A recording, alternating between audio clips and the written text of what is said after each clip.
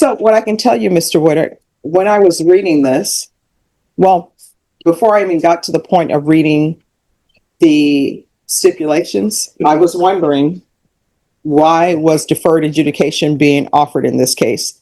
Now that I've read the police report, I see the state's reasoning and think that it is appropriate sentence. Mr. Bach? Yes, Judge. I too was wondering, what does masturbating mean? And then I realized it wasn't placed. I was like, what's a masturbator? I put in there he was an excellent fisherman, but you'll see that the state crossed that off.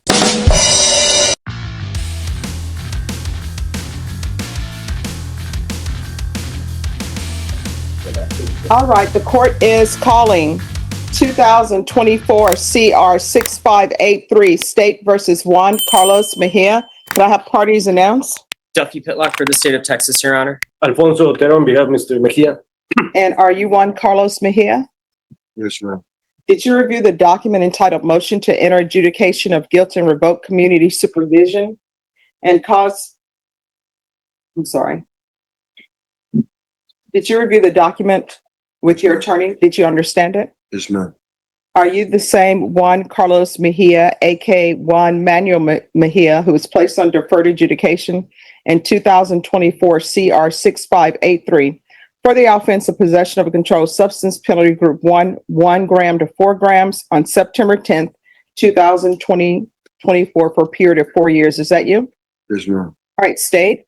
Violation of condition number 4, in Bexar County, Texas, the defendant, Juan Carlos Mejia, aka Juan Manuel Mejia, did then and there fail to report to the supervision officer as directed for the month of December 2024 in violation of condition number 4.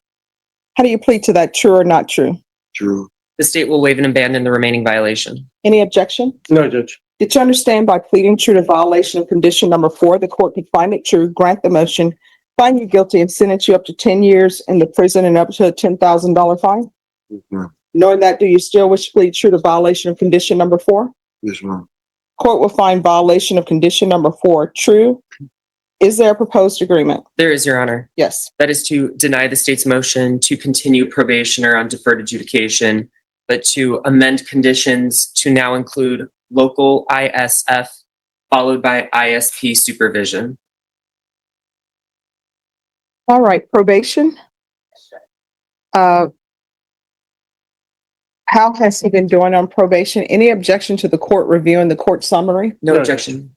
All right, and let me see here, just one moment. It's coming up slowly. Something's happening with my computer. Yes. There's not been any progress, Judge. All right. You want to raise your right hand for me, please? Do you solemnly swear or affirm the testimony you give will be the truth and nothing but the truth, so help you God? Yes, ma'am. All right, you can lower your hand, state your name for the record. Juan Manuel Mejia. All right. So, have you ever reported to probation? No, ma'am. All right. So you've done nothing? No, ma'am. Why have you not reported to probation? Because my father had passed away When? 2 days ago when I got out. When? What date? When is this?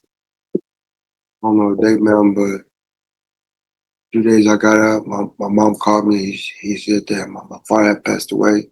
He had cancer. Mhm. And then I was going through a mental issue because I'm a daddy's boy. So, but nobody's seen you for close to a year.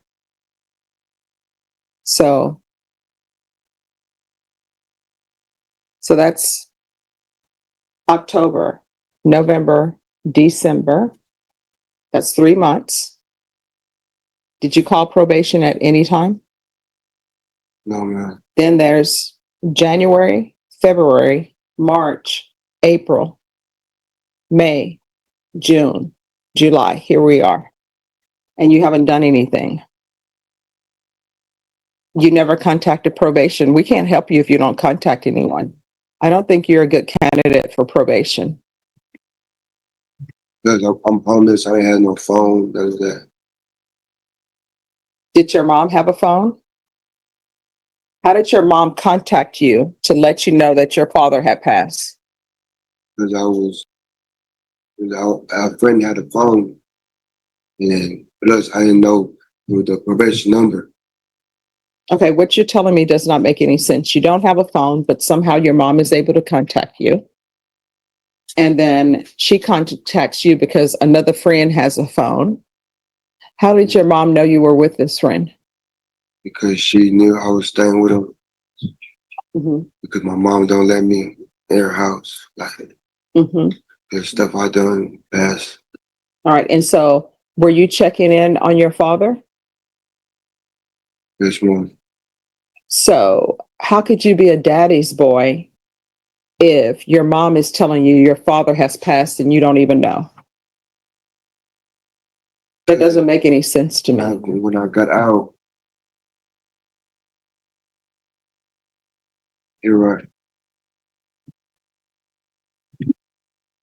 So, I mean, you haven't done anything. So I don't think you're appropriate candidate for probation.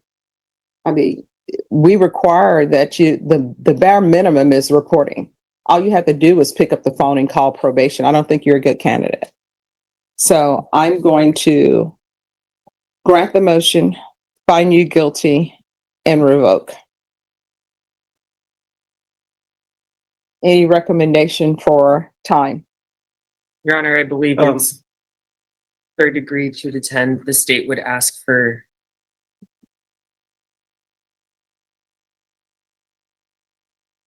4 years. I mean, before that, I'd like to ask some questions Sure. to the probationer. Yes. And who knows, maybe the state will change. I don't know. So you may ask some questions. Thank you, Judge. Mr. Mejia, once you got out of jail and put in probation, where did you go to? I ain't had no home. Yes, and where did you go? I ain't had no home until my friend told me I could stay there for a couple of days. After that, I left. Okay, and how long were you there with your friend? 3 days. Okay, and after you were there for 2 days, where did you go next? The streets, I was just homeless, Okay, sleeping on the streets. and do you have, at that time, do you have employment? Okay, and did you try to get some employment? No, Okay. As far as you know, do you suffer from any mental illness? yes, And what that mental illness is? PTSD. And do you take medications for that? Yeah, Are you regularly on medications for your PTSD? not when I was out there. And why would you not able to get your medication when you were out Because I got a couple problems, like mental ill problems. I could barely understand. there? Okay, but you understand now? Yes, because I'm on these meds. And when did you start taking your meds? When I came from the other county, and they brought me over here, and I've been over there for like 3 months, and then I've been taking them since then. And I Okay. feel like I'm in the right state of mind. And do you have insurance? No, Do you have any money to pay for your medications yourself? no. Okay. And if you can explain to us, if you don't take your medication, what happens to your mind? I start having flashbacks, and I start having psychosis. It's more to it. It's not just that. Okay. And when you say flashbacks and psychosis, can you just give us an example of that experience? Like my uncle, he used to hang himself, and I got real problems. If I don't, like real things, bad things could really happen to me. Okay. And so, once you get out, on probation, you heard that your dad passed away, is that right? Yeah, and that a lot bad. That's Okay. And you didn't have any access for your medication during that time, did you? yes, sir. And were you having these psychotic episodes? Yes, sir. No. And why is the reason that could not get employment? And, I was getting SSI. Okay. And who gets your SSI check? My mom. And is your mom giving you some of that money for you to purchase your medication? You know, Okay.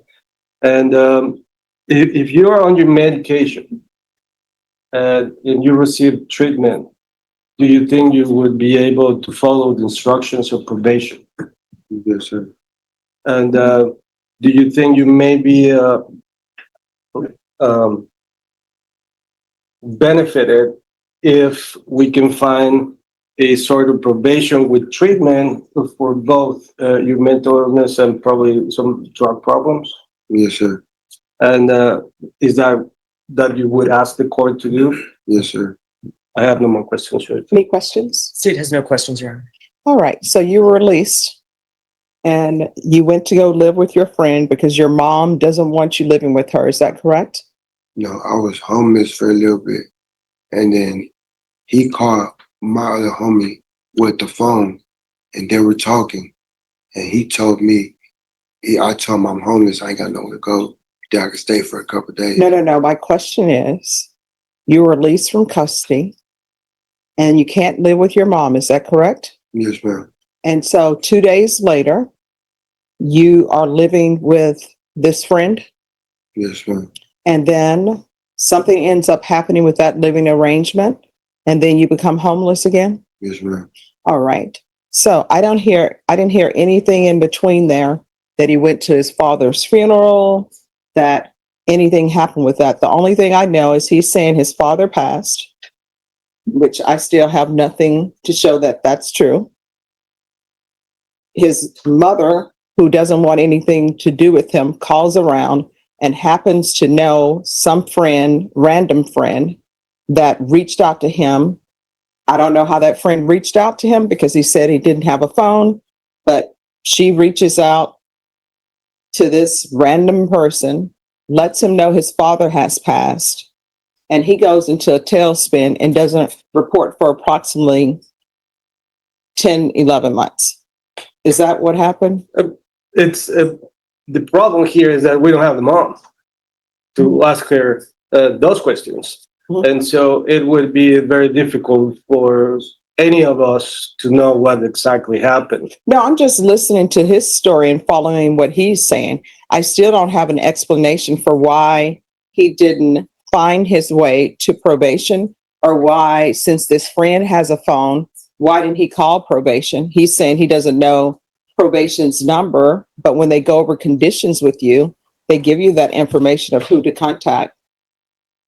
I hear that, but I also hear that he did not have medication, that he was having psychotic episodes, that he suffered from hallucinations and flashbacks, and had no money, had no home.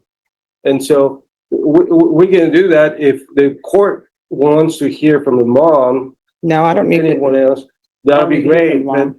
And so here we are. And by way of argument, we know, and he has admitted that he has not reported, but we also know that the defendant has a mental problem. I mean, I don't have the documents with me, but I think if we can take that as face value. No, I'm going to accept that as true. But my whole issue is nobody can give somebody help if they don't even show up. That's the bare minimum. He's just disappeared. Nobody knows what he's been doing. He says he's been homeless. I'm going to take that as a fact that he has been homeless. But he has still not presented the court with a reason why he couldn't report to probation. So I don't think he's appropriate for probation. The court is finding violation of condition number 4 true. The court is going to find him guilty, and the court is going to revoke. So state, are you still requesting the 4 years? Your Honor, the state would go down to 3. All right, the state is requesting 3 years. 2. All right. The court is going to sentence you to 3 years in the prison. Give you credit for any time served, and the court will recommend the therapeutic community.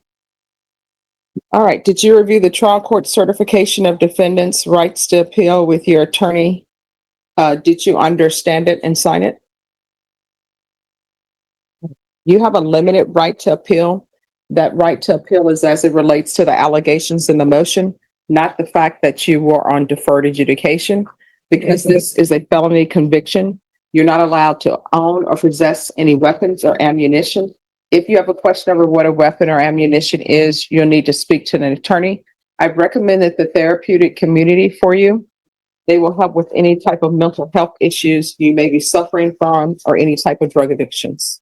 Good luck to you, sir. Thank you, Judge, maybe. Thank you, yes.